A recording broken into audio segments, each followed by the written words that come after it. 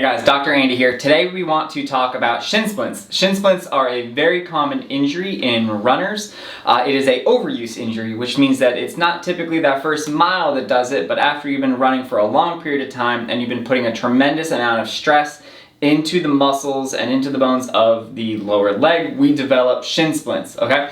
So shin splints are very commonly going to affect the front and outside part of the lower leg. And it's actually coming from an overuse and a repetitive injury of the tibialis anterior muscle, which are these muscles right here kind of in the front, all right?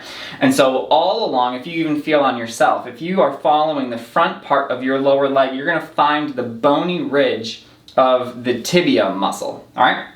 And then if you fall just to the outside of that muscle, just to the outside of that bony ridge, you're gonna feel a thick muscle right through here. This is your tibialis anterior muscle, and it attaches all along that ridge. All right, and so as you are putting in all of those miles as a runner, whether that is a road runner or a trail runner, you are creating more and more stress through these muscles, and that stress is being transferred through the ligaments and tendons into the bone as well. So wherever you get the attachment point from the muscle into the bone, meaning all along the actual shin, you start to develop some achy pain. So usually a shin splint will come on a little bit more slowly after you put on more and more miles. Maybe it doesn't bother, maybe it's not excruciating pain at first.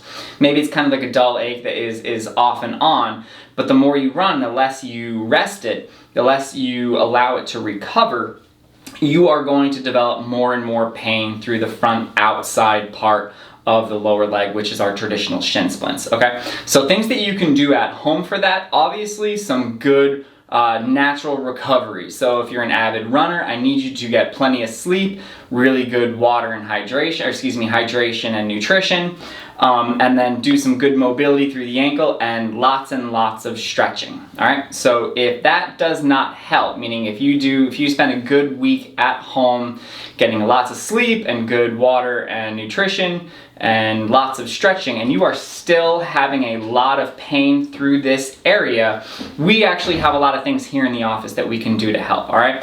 After we do a full exam to make sure that what we're dealing with is an overuse injury to this area, we are going to do probably some manipulation of the ankle if we find any problems there and in the knee, and then we'll also do a lot of muscle work through the lower leg, through that tibialis anterior muscle, all right? So that might take the form of Graston, it might take the form of dry needling, both if need be.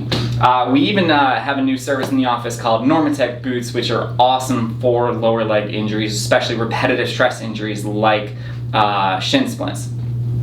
So if you have any questions, if you are struggling with shin splints, give those at-home treatments a try. If they don't work, give us a call and we'll help you through it. If you have any questions, let us know. Always remember to live with passion, not pain.